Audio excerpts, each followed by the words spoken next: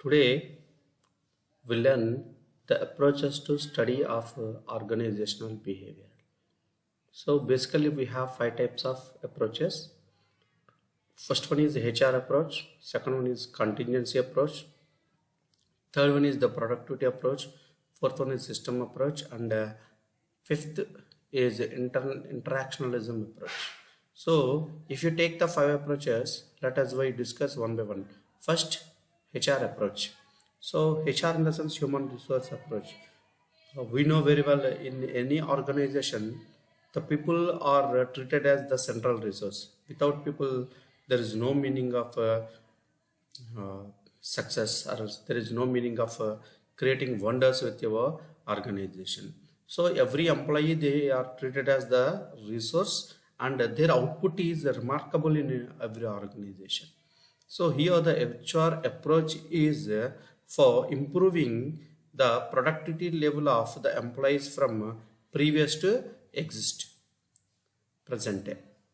So every organization, they want to improve the level of productivity of their employees to achieve the organizational objectives. Without people involvement, or without people's role or people's output, we are unable to get or achieve organizational goals. That is the reason the people are treated as the much resource and central resource of organizations. So if you take any MNC companies, they extremely give preference for the people because they are the worth of it.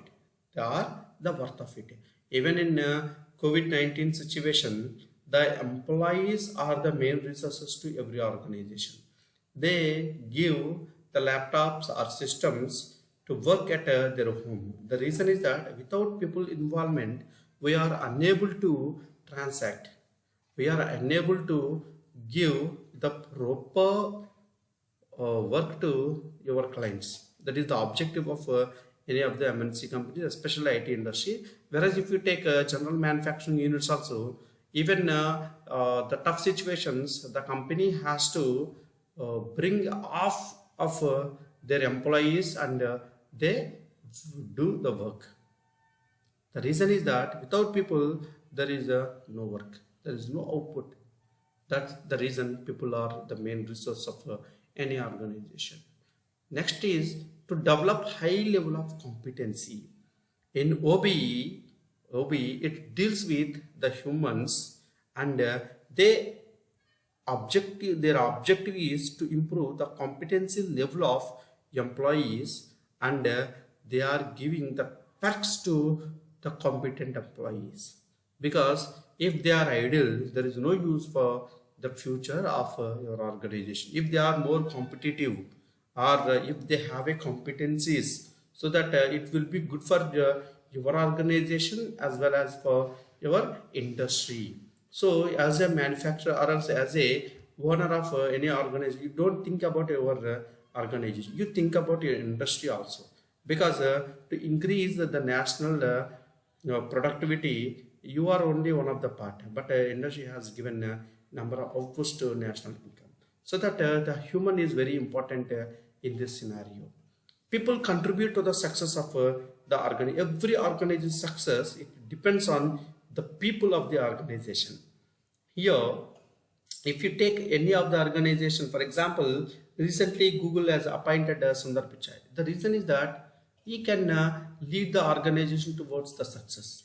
Towards the success. Here, the people's role is very important. People role is very important. We don't taken care of anything, but we treat the people are the success. The people is the success. And this approach is also called as a supportive. Why it is supportive? Because this approach allows the management to support their employees to develop themselves, to train them, and they are developing intercompetencies among the colleagues, so that it is more supportive. Every organization, they give a free hand to their employees, free hand to employees. For example, if you take a highly branded or highly high ranked organizations, they support their employees about their personal career development also. They create the wonders. The employees create wonders because the company allows them to do research, to invent, to discover something, to introduce new methodologies at workplace. So it is only possible by supporting approach. That is the reason this HR approach is called a supportive approach. Second approach is contingency approach. Contingency approach means it is a situational approach. Situational approach because no organization has the same situation. Due to the organizational competencies or changes in the industry, government or competitors or any other, it may impact on the organizational effectiveness. The organizational situations are different from one situation to another situation. So we have to deal with the different situations in the organization. So how you deal? It depends on the capability of the humans in the organization. So it requires a patience to the managers as well as the employees.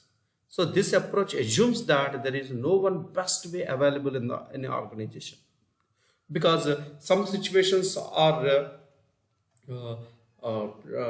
this one are solved by some particular persons in the organization. Some situations are by another person. So here the human role is very important, and we don't know who is the best in your organization. What approach is the best approach, because due to the time factor or due to the availability of the employees also, we have faced different situations. At that moment we have to assume that there is no one is best way available in our organization. Simply the situation is only the factor, and whatever the outcomes which are contingent in nature, and contingency approach to OB differ from universal approach. We know very well what is universal approach. In universal approach, generally we identify a problem and we check what is the cause and what is the effect of that particular problem. Whereas in contingency approach, we have to evaluate for each and every situation, and then we will give suggestions to the management so that based on our suggestions, based on our evaluative methods, the company or the top management has to take or they respond towards the contingent way, so that we have a different scenario with universal approach and contingency approach, right? That may depend on organizational situations. If our organization is economically good, so that we have to take one approach. If it is not good, we are in losses, we have to take another approach. So there is nothing is a good way. So we can't judge this is only the best way available in your organization. It depends on different situations. So how you deal, it depends on the management and the organizational situations. That is the reason this approach is called contingency approach. Next one is systems approach. So in that we have what is system. What is system? System is a set of interrelated components. It means that it has a number of subsystems. So here we take inputs, process and outputs. Inputs, outputs and process and outputs. So this approach gives managers a way of looking at the organization in totality or as a whole, individual, group or social system. If you take this particular systems approach, we have key concepts. The first one is subsystem. What is subsystem? Subsystem is, or subsystems are those parts which make up the whole system. And a department is every department is called a subsystem in your organization, and which is a subsystem of a firm, which is a subsystem of an industry, which is a subsystem of national economy, whatever the thing is. But we treat it as a subsystem. And another key concept is synergy. Synergy is a situation in which the whole is greater than the sum of its parts.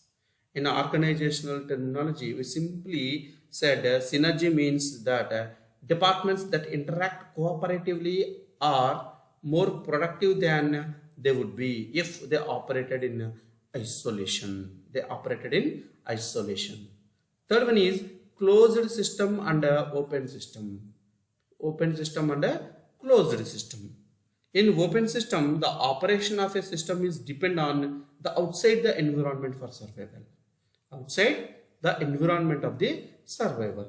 Whereas in closed system approach, it represented by the principles such as the unity of command, span of control, and equal authority and responsibility, which all concentrate on internal relationship and consistency. So this is called closed system and open system. Next is system boundary. System boundary. It is the boundary that separates each system for its environment. We simply separate because we have different subsystems. So it is rigid in closed system while flexible in open system. Next one is the flow of information. Next one is feedback. It is a part of subsystem. Systems and it control the results of actions are written to the individual, allowing the work procedures to be analyzed and corrected. So these are all the key concepts in systems approach, and every system approach, it has three elements: input, process, and output. So we take it human, material, financial information as our input, and we simply process it. In process, we import the environment and it processes the product or product information, order fulfillment, and it exports to the environment. Output should be either product or services, or we can get a profit or loss, and we can take the employee behavior as output, and any other information which again flows to the input. This output to input flow is called the feedback mechanism in systems approach. Right. Next one is productivity approach. Itself, it speaks that productivity. It is the ratio of output to input is measured of organizational effectiveness. This productivity approach is always beyond the expectation of the employer. Employees has to give good output or good productivity so that the employer will be happy, the organizational effectiveness will increase. That is the reason we take this approach is one of the best approach, productivity approach. In simple terms, if you want to calculate whether you are giving a good productivity or not. For example, organization expects 100 from each and every employee, and if you produces 110 productivity, so that 110 by 100, so it is 1.1. So it is advantageous to organization. You are one of the reason for organizational effectiveness. Otherwise, if you give only 90, it is 0.9. So that 90% of your output level is only 90%. But every company expects 100% output from employees. That is the reason the companies has to more focus on productivity. Based on that only they give allowances or perks, incentives, etc. Next one, productivity measures in terms of economic inputs and outputs. The next approach is interactionism approach. Interactionism.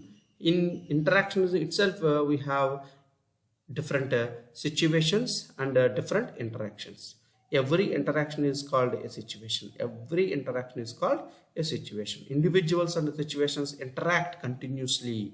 Why it interact? To determine individual's behavior. To determine individual behavior. For example, if you take in day-to-day life or day-to-day work life, every employee behavior is the same. But when it comes to promotion criteria, if organization given a notification that to apply for promotions, then our interaction with your colleague is different. Your colleague is different.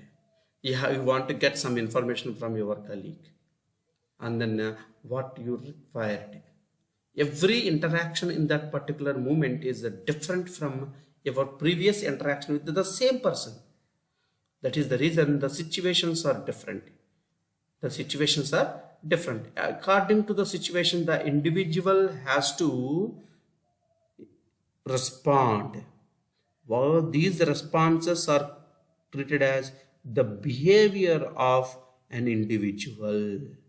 This approach is called interactionalism approach. So this is all about the approaches to your organization.